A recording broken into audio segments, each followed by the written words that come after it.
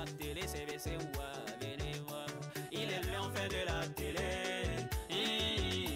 Il est là, on fait de la télé, CVC Ouah, venez voir. Il est là, on fait de la télé. Il va nous faire nous rêver. Magla Nyanya, mais nous fait nous rêver. On sait que la nation a besoin de divertissement. La seule émission qui peut nous amuser efficacement. On fait de la télé, la seule émission de la TVT qui ose tout. Mon frère, tu es câblé. Hey. Où est ta télécommande? Hey. La bonne humeur.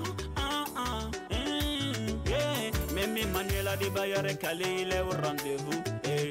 Tchallé nous que Wally t'es pas à sa télécommande TVT. Chaque jour de lundi à vendredi à 16h. Je suis calé. Son excellence est fort, Nazime. Il est câblé.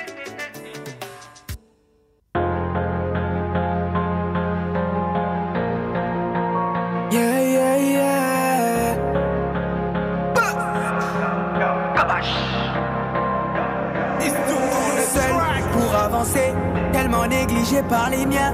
J'étais censé grave taffer, je n'avais rien pour me lancer. J'ai commencé à essayer de développer ce que m'a donné le ciel. Je n'ai pas laissé la school, cela a été ma moule. Comment joindre mes désirs personnels et mettre bien les foules.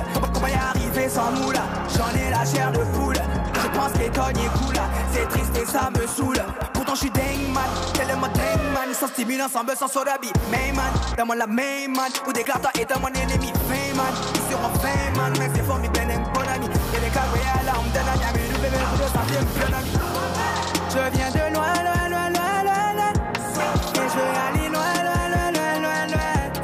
J'espère que demain, un coup de main surviendra sur mon chemin.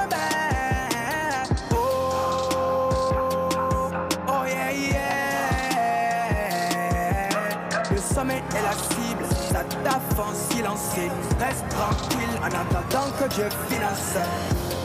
Si your boy veut, Steve, Steve, Steve. Si your boy veut, Steve, Steve, Steve. C'est Dieu qui bénit et Basile est digne. Oh long, oh oui, oh là, no, c'est gagné cacalo. Si your boy veut, Steve, Steve, Steve. Si your boy veut, Steve, Steve, Steve. C'est Dieu qui bénit et Basile est digne. Oh long, oh oui, oh là, no, c'est gagné cacalo. Mettre le sommeil de côté, mettre le fun de côté, et là. Même si tu n'as rien à perdre, mais plutôt tout à gagner là. Oh la dombena, oh la dombena. Mogolela, toi de la de si bagbe, toi baigne à toi, m'dola carré diode. De toute façon, il n'y a que Dieu qui est bon. L'homme est mauvais. Il te dira que ça sent bon, alors même que ça sent mauvais. Il joue toujours le savant pour te dire ce qu'il te fait. Et lorsque ça sonnera faux, il te dira que ça sonne trop vrai. Persévérer dans ce que je fais, c'est ce qui me sauverait. C'est ce qui me sauverait. Les mauvaises langues, tout ce qu'elles disent et tout ce qu'elles pensent me porte peu, je foncerai. Car je viens de loin, loin, loin, loin, loin, loin. Et je vais aller loin, loin, loin, loin, loin, loin. J'espère que demain, un coup de main, tu viendras sur mon chemin. Oh yeah, yeah. Le sommet est la cible, ça taffe en silencieux. Reste tranquille en attendant que Dieu finance. Si your boy veut, Steve, Steve, Steve. Si your boy veut, Steve, Steve, Steve. C'est Dieu qui bénit et Basile est digne. Oh long, oh oui, oh là, no, c'est gagné cacalo. Si your boy veut, Steve, Steve, Steve. Si your boy veut, Steve, Steve, Steve. C'est Dieu qui bénit et Basile est digne. Oh long, oh oui, oh là, no, c'est gagné cacalo. Voilà la cible Vesti pour démarrer cette émission. Bonsoir à vous tous et bienvenue. Merci de vous installer. On commence maintenant avec l'équipe en place. Jacques, Linda, Médard et Clemcia. Bien, sans oublier voilà, notre invité de cet après-midi. Mais d'abord, Jacques, bonsoir. Bonsoir Magla. Ça va? Oui, ça va. Bonsoir à tous. Bonsoir à toutes. Je salue particulièrement toutes les femmes, toutes celles qui savent bien cuisiner et qui ont eu malheureusement une fois la malchance d'avoir été... il n'y avait pas beaucoup de sauce dans la viande. Hein? Voilà, beaucoup de viande dans la sauce. Mais bon, elle a préféré mettre son doigt pour que ça soit beaucoup. Je salue particulièrement le doigt.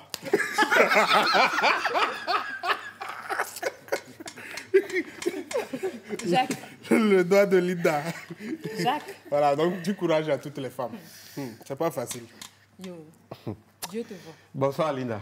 Bonsoir ma gloire, bonsoir chère équipe, bonsoir très chers téléspectateurs. Jacques, bonsoir spécial à toi. Oui, merci, merci. Dieu va régler notre cas là. Bon, bref. Je salue, je rends hommage à toutes les femmes qui souffrent à la cuisine. Est-ce que c'est méchant? Est-ce que j'ai mal fait de dire que parfois il y a des accidents de travail et que parmi les victimes les plus récentes de ces accidents, Il y a moi. il y a une bonne cuisinière qui est juste à ma gauche. Merci pour la pub aussi. J'ai dit que tu es une bonne cuisinière, donc c'est bon. Ok. C'est bon. Et puis, ah oui, Ah oui, la bonne bouffe. c'est pas Panari qui guette. Bon. Et puis, en même temps, heureusement, c'est une femme. Bon, donc c'est pas grave. Ça peut Ma aller. gloire. Ça peut se gérer très vite. Non, moi j'ai juste dit qu'elle a eu des problèmes à la cuisine. Non, c'est pas un souci. Maintenant, si tu parles de Panari, et si c'est une femme qui doit avoir Panari, et que ça va s'aggraver jusqu'à on doit à tout prix cacher le doigt, c'est que franchement, elle n'a pas compris le secret. Tu vois ça? Justement. Je te vois maintenant arriver. Allez, justement. Justement, je connais le secret. Il n'y a pas une histoire de Panari, c'est pour ça que je n'ai pas Donc, utilisé ce secret. Et pourquoi tu sursautais quand je parlais de cuisine? C'est quoi le secret? C'est quoi le secret? C'est l'ail. Voilà.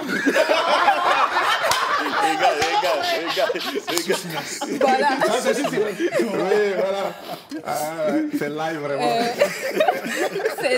J'ai réfléchi. C'est l'ail. C'est vraiment live. Ma famille même sait que c'est faux. Bon, allez, mesdames, bonsoir. Ça va? Bonsoir ma gloire, bonsoir à toute l'équipe, bonsoir à nos très chers téléspectateurs, j'espère que vous allez bien. Sinon, moi je me porte hyperboliquement bien. Merci d'avoir choisi la première en fait de la télé. Très Nous bien. sommes là vraiment pour vous mettre du feu.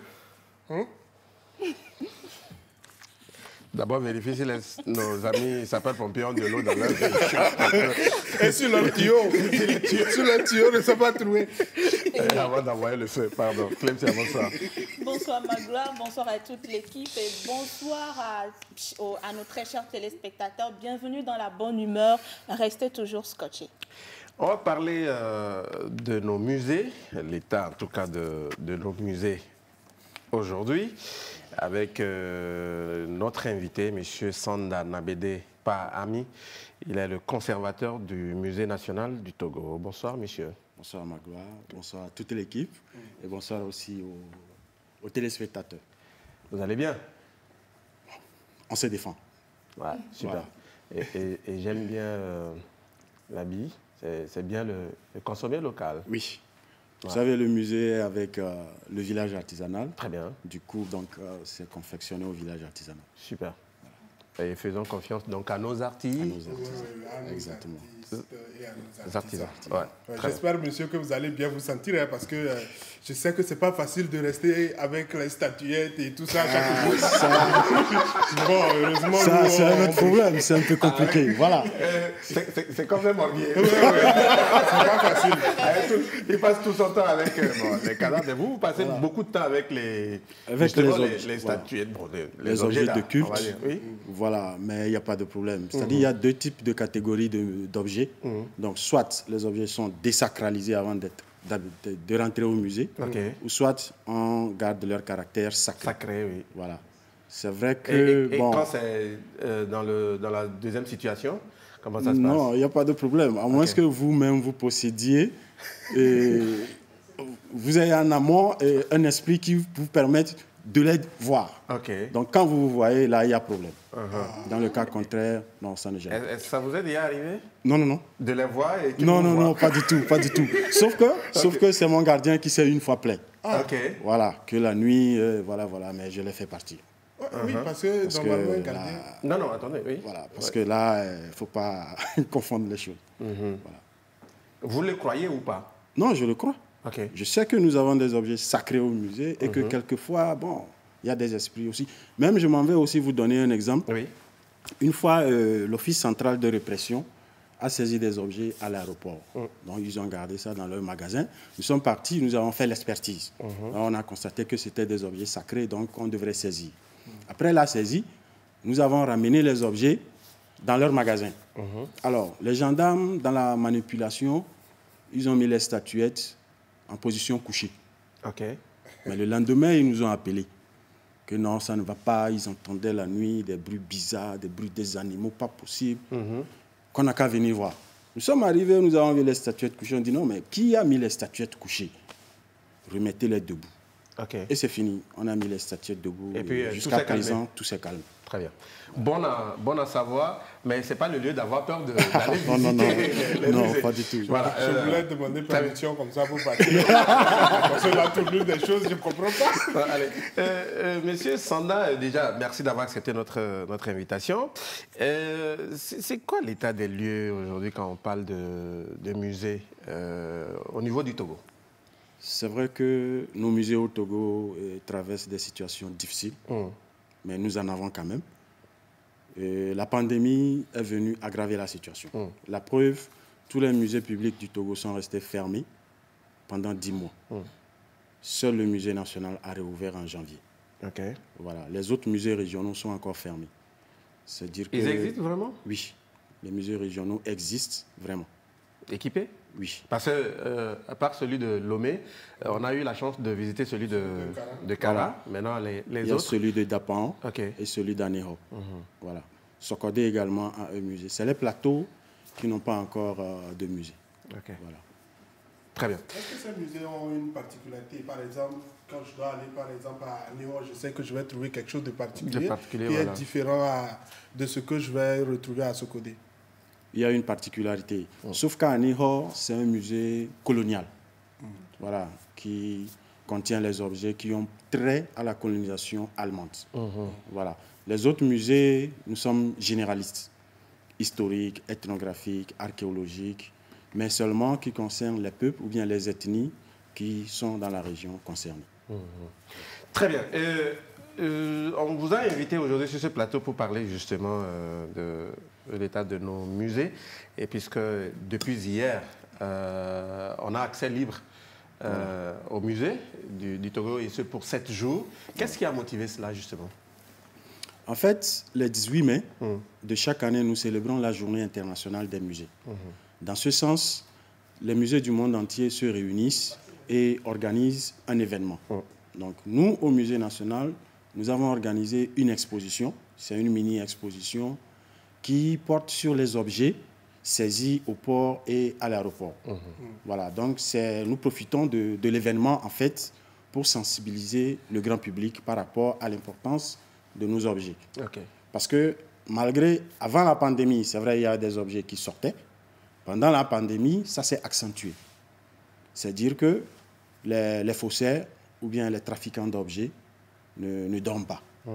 Alors, ce n'est pas l'occasion pour nous de dormir sous nos lauriers et dire que voilà. Donc, c'est pour sensibiliser le grand public par rapport à l'importance de notre patrimoine et aussi ne pas laisser nos objets sortir de nos frontières. Très bien. Et donc, les musées, en tout cas pour l'instant, vous l'avez dit, c'est celui de Lomé qui a réouvert. Et donc, ces portes resteront ouvertes jusqu'au 24. Oui. L'exposition va durer 1 mois. OK. Voilà. L'exposition qui est montée au musée, dans le cadre de la Journée internationale des musées, va durer 1 mois. Oui. Sauf que nous avons organisé une semaine de portes ouvertes où les visites sont gratuites. Très bien. Donc d'hier 18 jusqu'au mardi 25, les visites sont gratuites. Okay. Mais les 3 semaines qui vont suivre, on va reprendre avec les tickets, donc ça va être coûte payant. Combien Ça dépend des profils. Nous avons 2 grands types de profils. Le profil des non-nationaux, là-bas c'est 1500 pour les adultes et 500 pour les enfants. Voilà.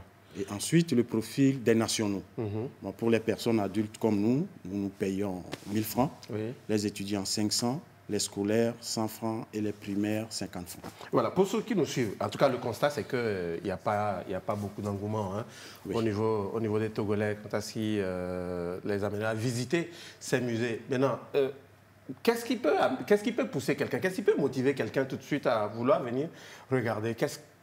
Dites-nous un peu. C'est la curiosité. Ah oui. Voilà. D'abord, il y a la curiosité et ensuite, l'envie de connaître l'autre. Parce que quand on voulait découvrir l'autre, il faut connaître son histoire. Alors, l'histoire de quelqu'un, ça passe par ses objets, sa tradition, ce qu'il utilise dans le quotidien, etc. Voilà. Et donc, ça nous amène en même temps à parler du caractère social du musée. Parce que le musée, à part ses plusieurs autres fonctions, a aussi une fonction sociale qui permet d'unir les peuples. Parce qu'un objet que, par exemple, j'utilise dans ma tradition pour tel événement, j'arrive au musée, je découvre le même objet que quelqu'un d'autre, ou bien, voilà, quelqu'un d'autre utilise, mais pour autre chose. Voilà. Or, peut-être ce quelqu'un d'autre-là, je ne l'aimais pas, ou bien je ne l'appréciais pas. Mais vu le fait que nous partageons le même objet, franchement, mon regard envers cette personne va changer. Voilà. Ouais. Jacques? Non, moi, je répète ce que j'ai dit hier par rapport à nos musées. Moi, je dis qu'on a des musées qui ne sont que de nom, parce qu'on a des musées, mais est-ce que les gens savent déjà que dans leur localité, il y a des musées, et qu'est-ce qui est fait concrètement pour sensibiliser la population par rapport à l'existence de ces musées et également de la richesse de ce lieu-là? Est-ce que vous faites quotidiennement ou chaque année un programme pour pouvoir sensibiliser la population, les jeunes ou encore les adultes par rapport à l'importance d'aller dans un musée? Dans les médias, nous organisons 2 activités par an. Okay. Alors, la Journée internationale des musées le 18 mai et en fin d'année, Noël au musée Enchanté pour les groupes scolaires. Voilà. Mais à part ces 2 événements, nous organisions, parce qu'avant la pandémie, des sorties pédagogiques dans des établissements. Donc, nous avons des mallettes pédagogiques qui contiennent des objets en miniature ou bien même quelquefois des objets réels que nous mettons dans les mallettes pédagogiques. Et nous allons, dans des établissements, expliquer ou bien porter un appui pédagogique au cours que le professeur vient de dispenser. Très bien. Voilà, donc ce sont nos activités principales que nous menons en vue de nous rapprocher plus du grand public, à part bien sûr nos sorties médiatiques, les chaînes télé, radio et aussi sur les réseaux sociaux. Très bien. Et en toute honnêteté, est-ce que les Togolais viennent visiter moi je m'en vais parler du musée national. Oui. Jusque dans les années 2014, à partir de nos statistiques, 65% de nos statistiques nous montraient que les non-nationaux, c'est-à-dire les étrangers, les touristes, occupaient la grande partie de nos visiteurs, c'est-à-dire 65%.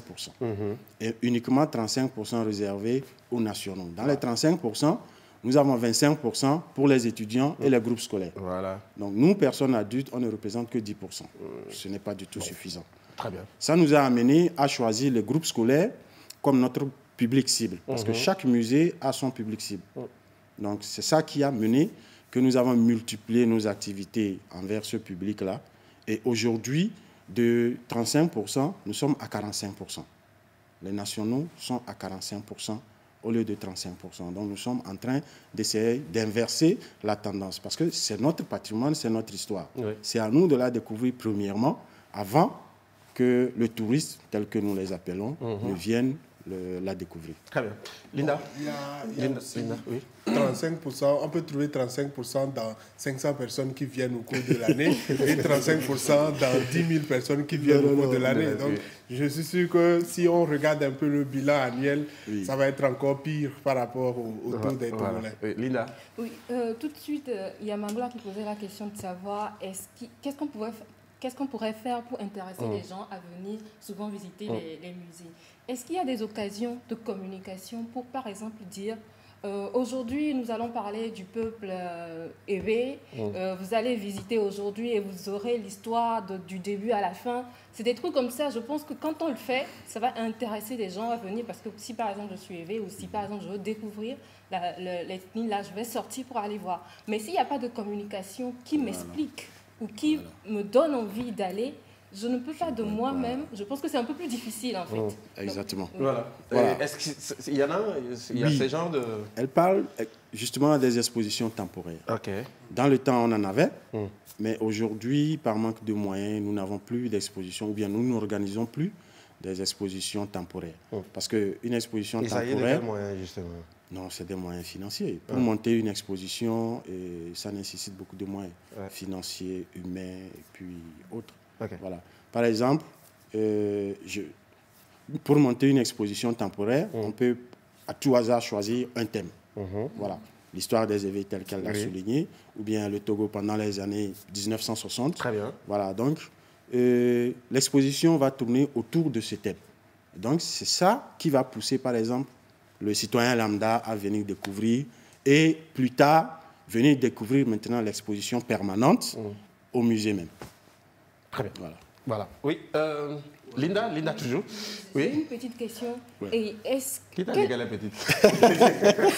Une question, c'est une question. C'est proportionnel à elle. Voilà. S'il vous plaît, quels sont les métiers qu'on retrouve dans les musées?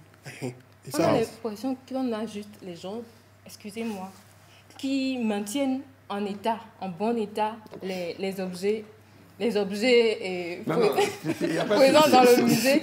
Et après, peut-être, il y a le côté administratif. Mais quels sont les métiers qu'on retrouve qui Dans pourraient un musée, intéresser des en gens? principe, c'est vrai que pour le moment, en tout cas, c'est un constat dans plusieurs pays africains parce que nous n'avons pas encore de spécialité en tant que telle dans nos musées. Voilà. Or, en temps normal, dans un musée, il y a plusieurs types de catégories de personnes. Aussi bien, vous allez rencontrer des spécialistes de patrimoine culturel, vous allez rencontrer les guides pour les visites, vous allez rencontrer des biologistes, même des médecins, des vétérinaires. Par exemple, s'il y a un zoo au sein du musée, voilà, des conservateurs de musée, voilà, les documentalistes, parce que les objets sont documentés, numérotés et archivés. Voilà donc quelques spécialités que nous pouvons, même des juristes, puisque en principe, les objets sont protégés. Oui. Alors, il y a la protection physique, la protection juridique. Donc, pour la protection juridique, par exemple, ce sont les juristes qui vont écrire ou établir des textes qui protègent à la fois le personnel et aussi les objets. Parce que le personnel qui est au sein du musée, s'il n'est pas protégé lui-même juridiquement, et il sait que devant l'État, par exemple, il a un poids, voilà, ce n'est pas ça, il ne s'adonne pas comme ça se doit. Voilà, quelquefois nous recevons même des menaces de mort, des coups de fil, donc, voilà, vous avez saisi mon objet, voilà, vous avez fait ceci, est-ce que, et bon. Et puis les objets sacrés qui peuvent aussi se révéler. Exactement.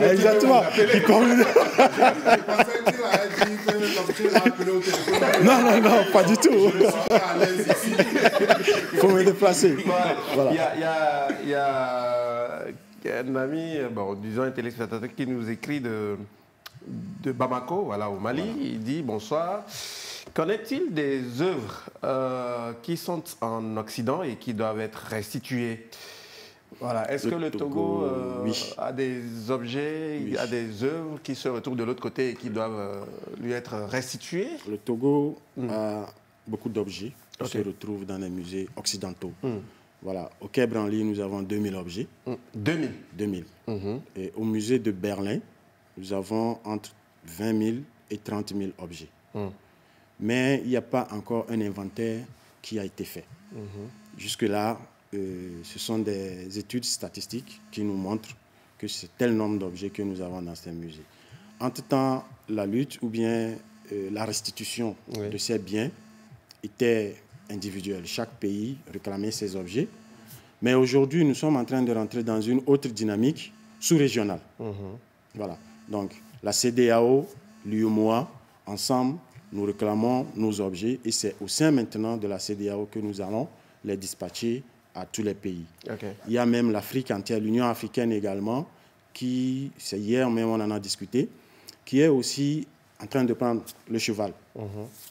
On dit le taureau par les cornes. Voilà. Parce que justement, qui est aussi en train de prendre le taureau par les cornes. Et donc, la restitution des objets risque de se faire maintenant sur le plan continental. Ok.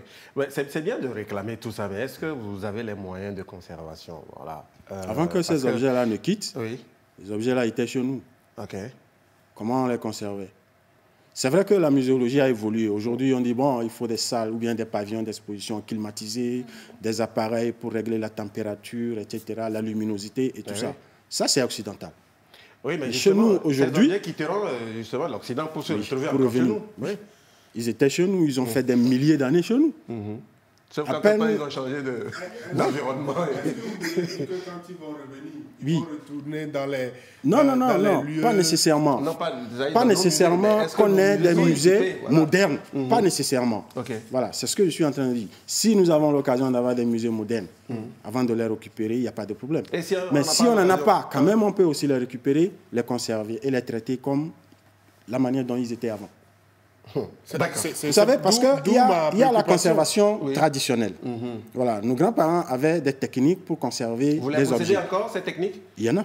Okay. Il y en a qui conservent encore, par exemple, le bois dans de la cendre ou bien dans le vestibule. Vous savez, dans les vestibules, il y a toujours le feu.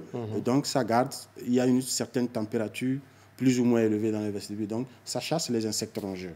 Donc, il y en a également qui gardent des statuettes et autres objets également dans des vestibules. Donc, il y a plusieurs techniques, les écorces ou bien emballées dans des feuilles d'arbres qui peuvent permettre à l'objet de durer dans le temps. Okay. Oui. Quoi qu'il en soit, moi je reste encore sur cette position. Équipez-vous, ayez des infrastructures assez importantes avant d'essayer de rapatrier ces objets parce qu'on risque de se retrouver face à des objets qui sont revenus et 10 ans, 20 ans après, on se dit on ne les retrouve pas. Et ceux qui nous ont restitués vont se dire qu'on les retrouve mais dans un état vraiment piteux, déplorable. Voilà. Ce n'est forcément pas vous directement, mais je pense que les autorités en charge de ce secteur doivent se lever pour vraiment relever le niveau déjà de ce qui existe. Oui. Il faut qu'on soit déjà fiers de ce qui existe, qu'on puisse solidifier tout cela avant de chercher à rapatrier des choses. Sinon, on risque de rapatrier et puis se demander, mais ça a servi à quoi? Pourquoi se rentrer dans un combat alors qu'on n'a pas les moyens ou même on manque de volonté, alors qu'en réalité, oui, parce qu'aujourd'hui, on ne va pas dire qu'il n'y a pas l'argent.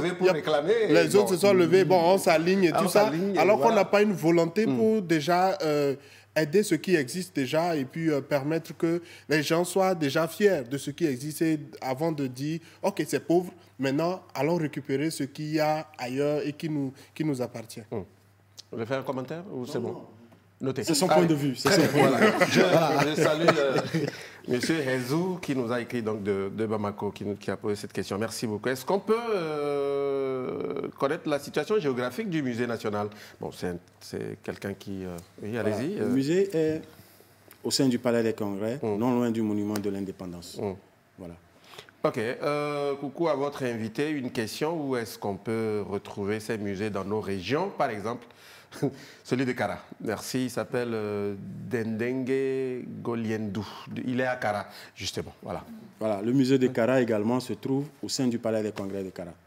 Voilà. Le musée d'Aného est en face de la préfecture et celui d'Apaon est en face de l'immeuble. Avant, c'était Togo Télécom. Aujourd'hui, c'est Togocom. Voilà.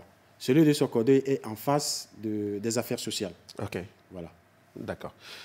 Bonsoir, c'est Bilal. Pour ma part, la non-participation des Togolais au musée, c'est que la majorité ne connaissent pas leur origine. Ok, il poursuit. Il y a plusieurs sites que la population ne connaît même pas au nord. Et toutes ces terres sont en train d'être vendues et les sites détruits. Oui. Ah oui. Voilà. Oui. Effectivement, avant que le site ne devienne propriété de l'État, ça appartenait à des individus ou bien à des personnes physiques. Donc, quand à un certain moment, le monsieur il se sent un peu, ou bien il traverse des situations difficiles, c'est normal qu'il cède. C'est normal qu'il cède. Donc, il appartient. Il nous appartient. Je ne vais pas dire qu'il appartient à l'État. Oui. Non, il nous appartient d'identifier l'existant afin de le récupérer, quoi. Que l'État ait la main mise sur ces portions-là, et puis ça y est. Délimiter des zones tampons, et puis on sait que voilà, c'est bloqué, quoi. Très bien. Et l'autre volet de sa question rejoint un peu le tourisme. Je ne sais pas... Bon, vous pouvez essayer? Oui, on est. C'est vrai qu'il y a beaucoup de sites qui sont vraiment méconnus. Hein. Quand vous allez à l'intérieur, il y a de très beaux sites, mais qui ne sont pas connus de... C'est l'accès qui est difficile.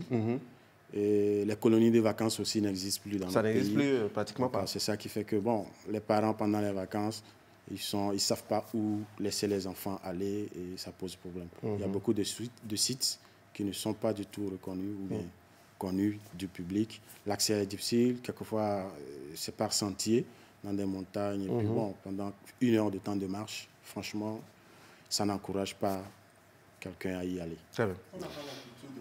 Il y a des gens qui sont à Dapaon qui ne connaissent pas Niamtougou. Oui. Il y a des gens qui sont à Kara qui ne connaissent pas Sokodé. Ou des gens qui sont à Lomé qui ne connaissent pas Agoué. Non, je suis sérieux. Moi, j'ai été surpris Non, c'est possible. C'est possible. Je vous Non, dis c'est possible. qu'il y a des C'est gens possible. qui sont à Lomé Si. qui ne connaissent pas GTA. Oui, il y en a. Habituellement, pour Non, ceux il y qui en a. sont Non, dans il y en a. la capitale. J'ai rencontré Je suis plusieurs. sérieux. Il y en a. Et donc, quand on n'a pas cette culture, forcément, on n'aura pas envie de dire bon, je vais aller jusqu'à Palimé pour découvrir ceci, je vais aller jusqu'à Défalais ou ceci, cela pour découvrir. Mais si on n'aime pas voyager, si on n'a pas la culture, souvent on dit qu'on n'a pas l'argent, mais c'est une question de programmation. Quand tu sais qu'au cours de l'année, tu vas t'offrir une découverte ici, ce qui est sûr, tu vas programmer durant plusieurs mois et ça va te permettre de t'offrir ce luxe. Allez, très bien. Salut la famille en fait de la télé. Je voudrais demander à notre invité s'il aime véritablement son travail. Bon, je ne sais pas ce qui a motivé cette question, mais bon, c'est sa question. Allez-y, vous aimez vraiment. C'est avec plaisir. Il dit véritablement, il a bien appuyé. Est-ce que vous aimez véritablement votre travail? Sincèrement, honnêtement. Oubliez que les autres nous regardent. Non, le travail, je l'aime bien, sauf qu'on aurait voulu le faire dans de meilleures conditions. Ça, il faut le préciser. Très bien. Voilà. Une question est de savoir si les histoires derrière chaque objet du musée est vraie. Oui.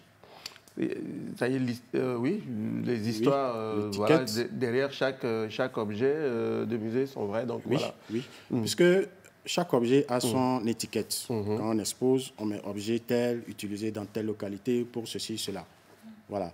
Donc, puisque quand nous faisons la collecte auprès du détenteur, nous recevons l'information. OK, votre objet, ou bien c'est utilisé dans quelles circonstances, à quel moment de l'année, par qui, etc. Donc, nous enregistrons. Ouais. Nous faisons la documentation. Et après, nous poursuivons les recherches documentaires auprès des universitaires. Justement, vas-y, il faut authentifier. Voilà, auprès des universitaires. Et quand c'est authentifié, que nous mettons l'étiquette et le registre aussi est mis au propre. Voilà. N'importe qui peut sortir son legba pour venir vous les vendre. Bon, allez. Voilà. Pour l'émission, est-ce qu'un individu peut avoir un musée? Oui. Ok. Ali, Monsieur Ali, vous êtes à Kara. Si vous voulez posséder un musée, oui. Voilà. C'est possible. Il y a des musées privés. Okay. Donc, il n'a qu'à prendre attache avec le ministère de la Culture et puis il aura les conditions. Voilà. D'abord, il faut connaître. Le ministère va envoyer des experts aller connaître l'endroit où il veut créer son musée, les conditions, etc., l'accès et tout ça. Quand tout est réuni, il a l'autorisation. C'est vrai qu'il y a des musées également privés qui n'ont pas d'autorisation et qui exercent sur le territoire national. Bon, jusque-là, nous n'avons pas encore... sorti le bâton.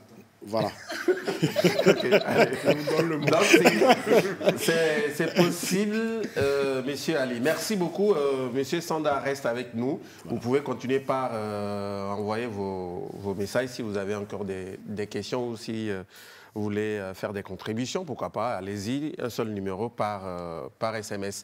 On va passer à un autre sujet. Vous restez donc avec nous. Voilà, on va passer à un autre sujet dans un instant, mais juste une petite transition et puis on revient.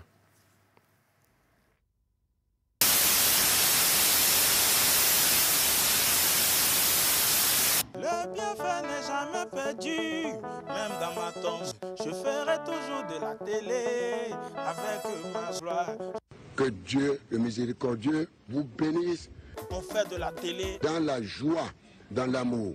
Je vous adore infiniment. Gros bisous.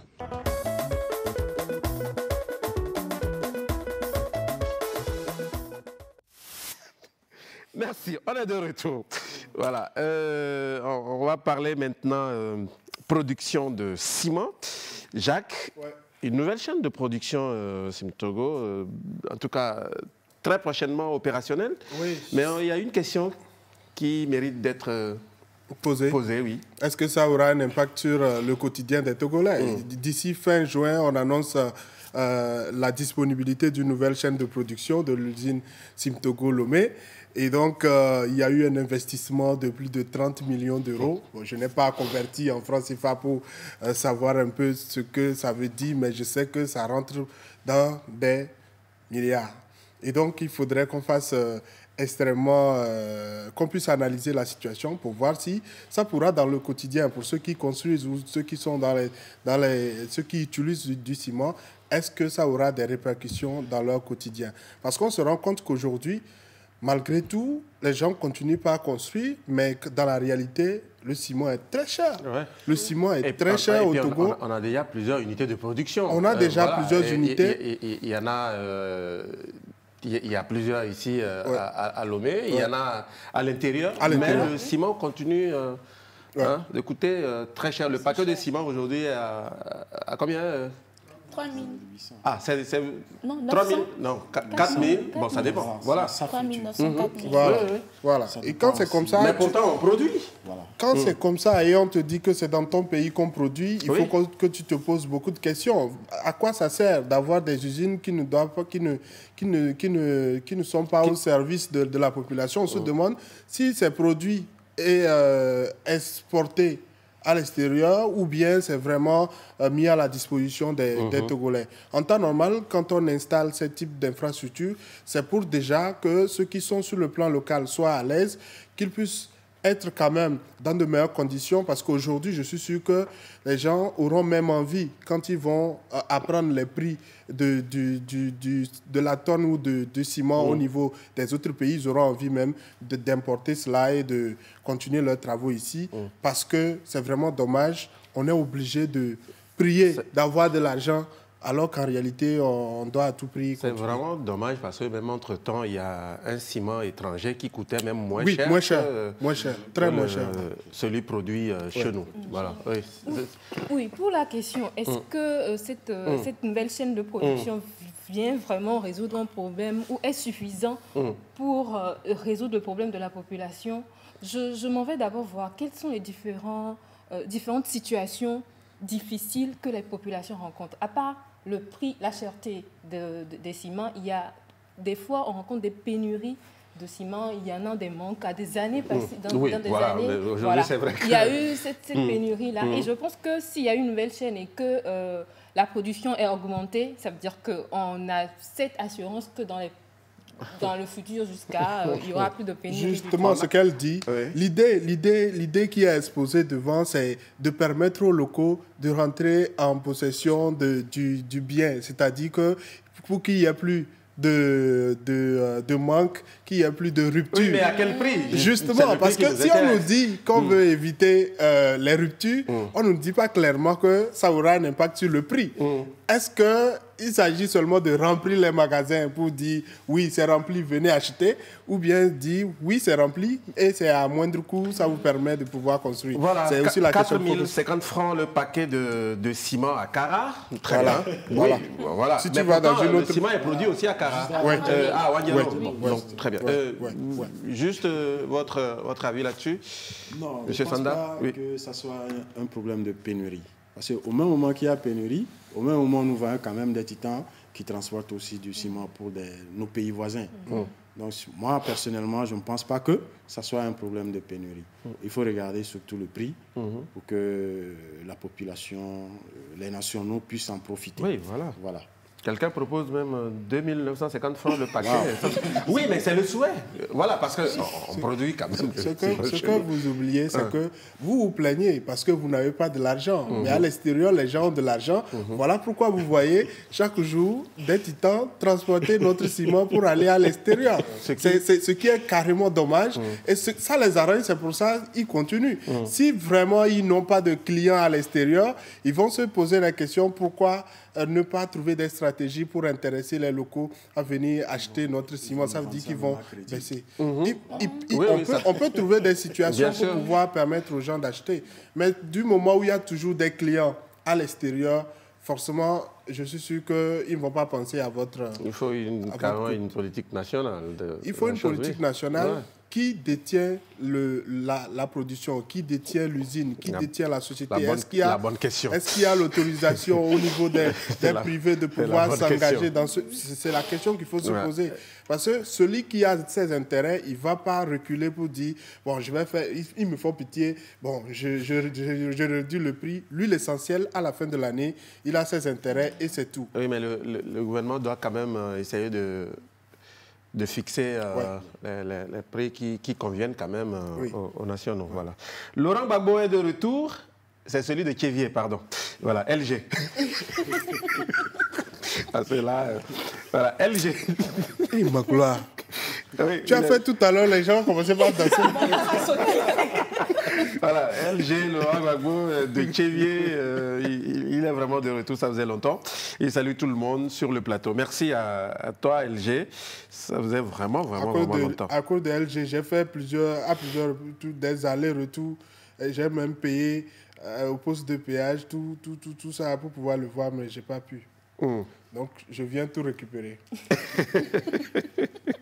Bon, allez, une question qui va à notre invité. Est-ce que votre invité sait qu'il y a un musée dans les grottes de Nano?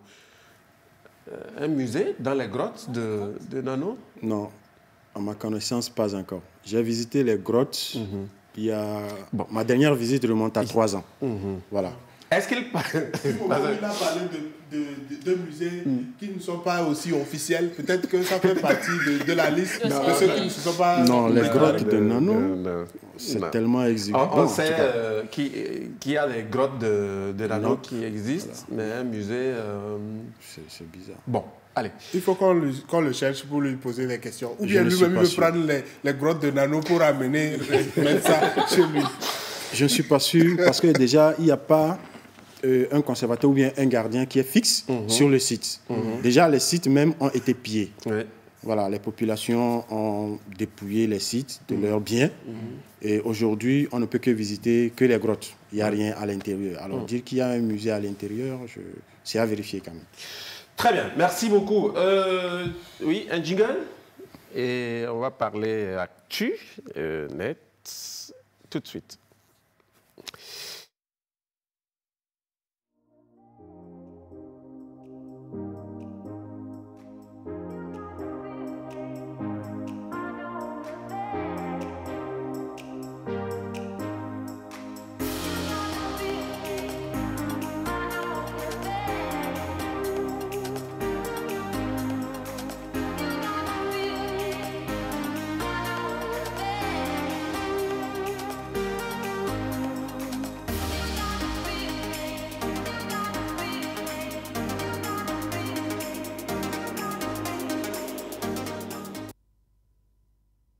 Voilà, merci. Le ciment est à 4 500 francs à Tambonga, dans Pengal Ouest. C'est M.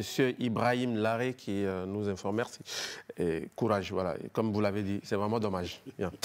La suite avec cette déclaration faite par Esther Duflo, prix Nobel de l'économie, c'est ça, hein, qui félicite le Togo pour le programme Novici. Oui, vous savez que le chef de l'État est en déplacement en France depuis le samedi dernier et donc a rencontré le prix Nobel de l'économie 2019, Esther Duflo, qui a profité de l'occasion pour féliciter et applaudir le Togo pour avoir initié le programme Novici qui, selon elle, a eu vraiment un impact dans le quotidien des populations togolaises. Et je me pose beaucoup de questions. Qu'est-ce qui a été exposé à Madame Duflo? Quel a été le discours qui a été porté à cette dame?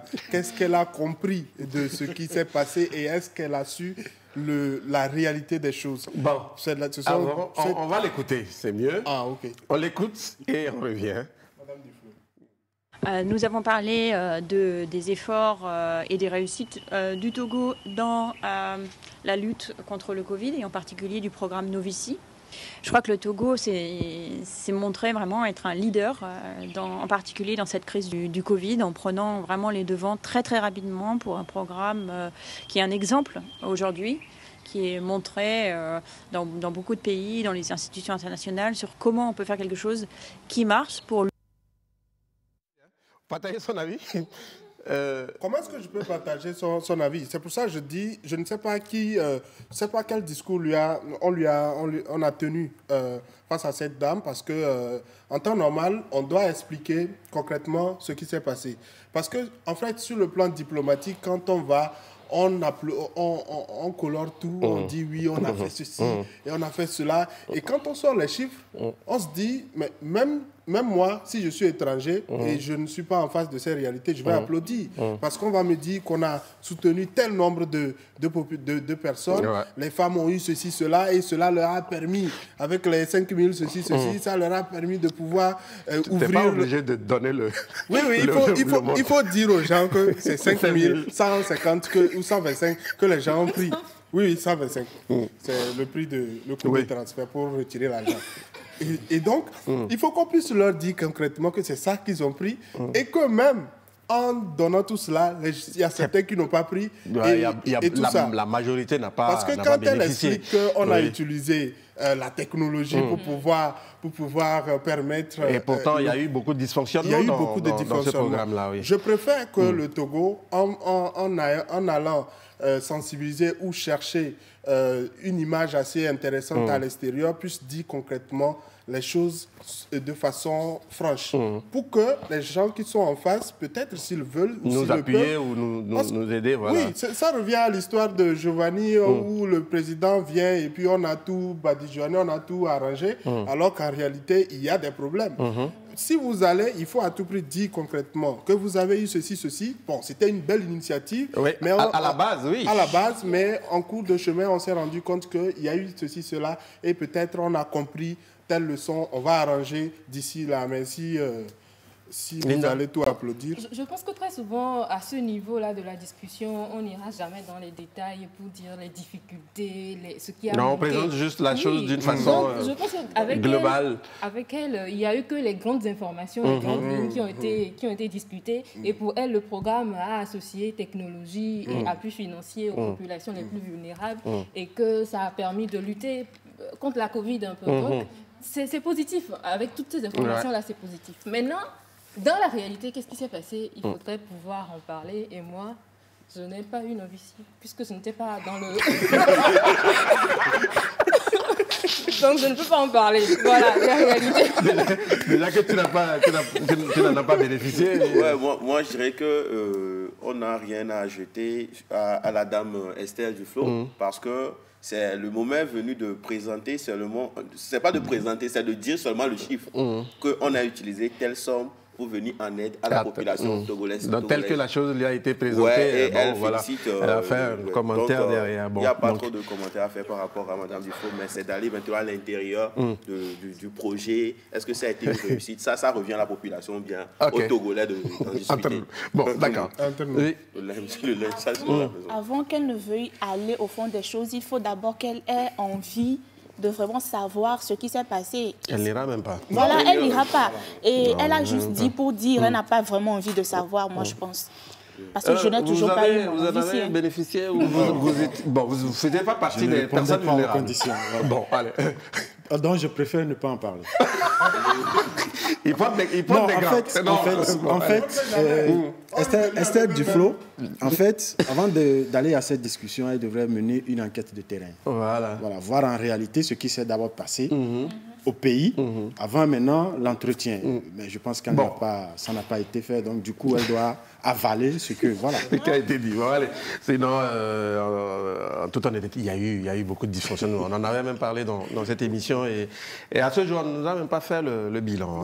Non, on ne va pas te faire. On va te dire que le Togo est 15e sur le plan mondial et 2e sur le plan africain dans la gestion de la pandémie et qu'on a eu tel nombre de personnes qui ont été soutenues sous tout cela, et puis c'est tout. Et j'espère, comme je le disais au départ, c'est une très belle idée, mais quand vous avez de telles initiatives en cours de chemin, vous avez des difficultés, à un moment, il faut vous arrêter pour voir ce qu'il faut corriger pour les prochaines initiatives. Moi, c'est le plus important. Sinon, aller se faire applaudir dehors, ça ne servira pas à grand-chose. Très bien. Affaire de ciment, il n'a pas signé. Il dit, j'écris d'Awangelo, on produit le ciment à Awangelo, mais pour payer un paquet de ciment, il faut aller à Kara ou à Bafilo. Bon. Oui, il n'y a pas de dépôt là-bas. Est-ce que Novici a existé dans ce pays? Oui, Novici a existé. Il y en a qui, il y a beaucoup qui en ont. Il y a des gens qui en ont bénéficié. Bien. Bonne émission à vous. Ceux qui parlent de Novici, est-ce que c'est tout le monde qui a reçu? C'est quelques-uns. Bon. Merci pour l'émission Affaires de ciment. Voilà pourquoi les gens disent que nos dirigeants ne dirigent pas pour le peuple, mais pour leurs intérêts. Bon, d'accord. Duflo ne sait pas ce que Novici a causé comme dégâts. Moi, j'ai perdu mon job à cause de Novici. Avez-vous besoin que je vous explique tout? Oui. Oui. Prends tout ton temps, envoie le message. S'il faut, demain on va lire. Oui. Même si les producteurs de ciment ont des clients à l'extérieur, nous les locaux, nous avons le droit, réduction étant donné que le ciment est produit chez nous. Super Dani depuis Agoye de Makwe. Bonne émission. Merci à vous aussi. Je pense que cette dame parle pour son intérêt et son image, c'est tout. Bon, d'accord. Bonsoir. On suit, on fait de la télé depuis Yarpanga. Ah, bonne nouvelle. Très bien. Ouais. Merci beaucoup. Et il nous dit que le prix du ciment là-bas est à 4 600 francs. Oh. Voilà, Justin, il s'appelle. C'est pitié.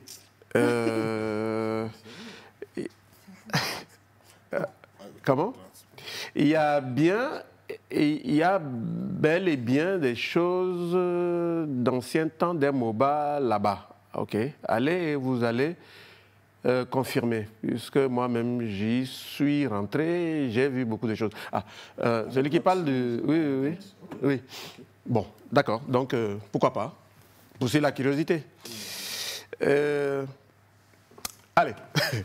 merci. On va revenir. On a encore quelques petites minutes. Et juste, on s'offre une petite vidéo. C'est un clip, d'accord.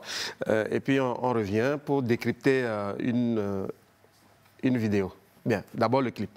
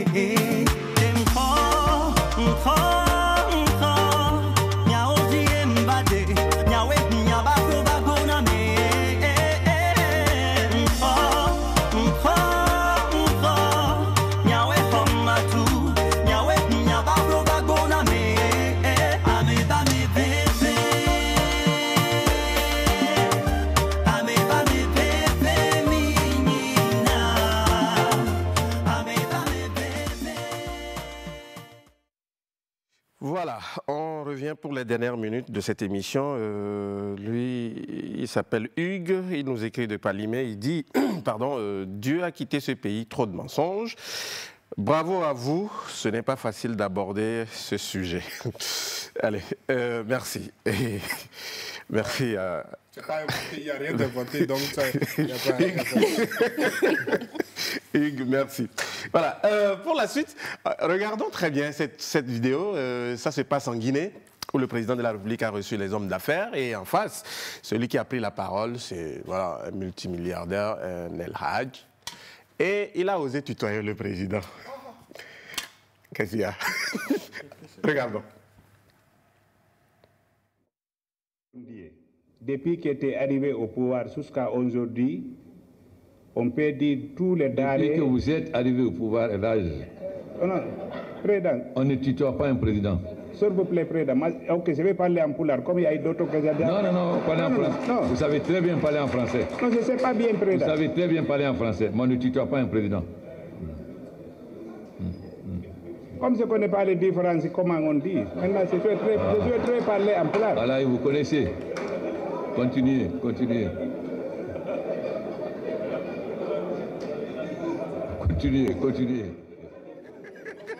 Attends. Continuez, mais il faut que vous voyez le président. C'est pas bon. Jacques, comment je peux continuer? Je ne peux pas continuer. Non, mais écoute. Je suis d'accord avec le président. Oui. Parce qu'un président, c'est un président, c'est pas un chiffon. C'est quand même c'est quelqu'un qui incarne quand même une institution et il faut le respecter en tant que tel. Même entre vous, entre amis, il faudrait savoir qu'il y a une différence entre vous et surtout en public, à une cérémonie, même si c'est... On voit les amis de notre président, quand il y a un discours, mais on oublie que c'est une question d'amitié.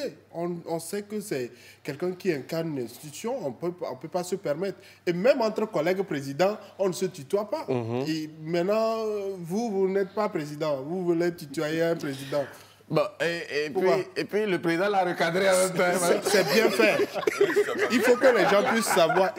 Parce que demain, quand il va sortir, il va dire « Oh, moi, j'ai tutoyé le président. » Donc, il faut qu'on lui rappelle que quand tu l'as tutoyé, il t'a recadré. Il l'a recadré. Le gars, il dit « Non, c'est parce qu'il ne sait pas bien parler. » C'est faux.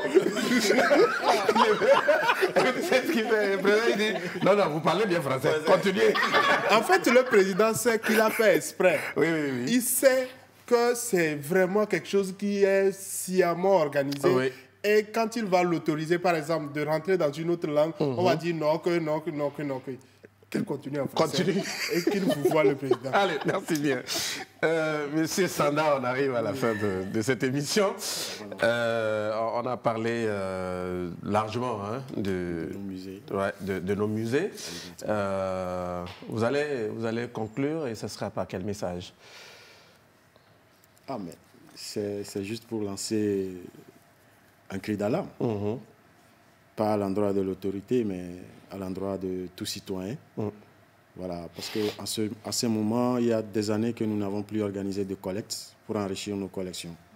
Donc, toute personne physique ou morale pourrait déposer ou bien mettre à notre disposition des biens ou bien des objets que nous allons mettre en exposition pour le grand public. Voilà, c'est tout.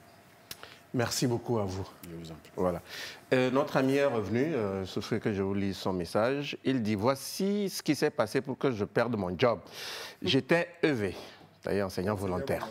Quand le proviseur a appris qu'il y a novices pour les enseignants volontaires, il a décidé de ne pas nous payer. Nous nous sommes opposés. Et finalement, il s'est débrouillé pour donner demi-salaire à cette rentrée. Il a tout fait pour nous remplacer. Voyez l'histoire. C'est où? Comment t'as remplacé? Tu peux nous dire, non? Non, bon, déjà, il nous a écrit de Bengal. Voilà, donc Bengal Ouest. Bon, c'est vraiment dommage. C'est pas facile. Donc, toi, on peut te mettre dans le musée des victimes de Novici. Arrête ça. Voilà. Voilà, une question aussi intéressante. Si c'était un homme d'affaires blanc, est-ce que le président allait réagir de la sorte? Je pense que Dadis Camara a déjà recadré un diplomate, je pense, allemand. Allemand, comme ça, et il faut qu'on se fasse respecter. Tout à fait. Ce n'est pas une histoire de peau ou de pays, mais c'est une institution et un pays où un chef, même dans nos contrées, un chef doit se faire respecter. Il doit se faire respecter, oui. Très bien, voilà. Merci beaucoup. Merci à vous, M. Sanda Nabédé Pahami. Je rappelle, vous êtes le conservateur du Musée national du Togo. Merci d'avoir accepté notre invitation. Ce fait qu'on vous invite de temps à autre pour partager avec nos téléspectateurs, en tout cas, le contenu de nos musées. Et voilà. Et leur quotidien avec les... voilà, et surtout... un quotidien avec les statues. Oui. Parce que la partie, quand il a commencé, j'étais content, mais il a tout arrêté. Allez, merci à l'ensemble de l'équipe technique. Merci aussi à vous sur le plateau. Réalisation signée à Kakpo. Merci à vous à la maison. Le rendez-vous, c'est demain à 16h, avec le même plaisir. À demain.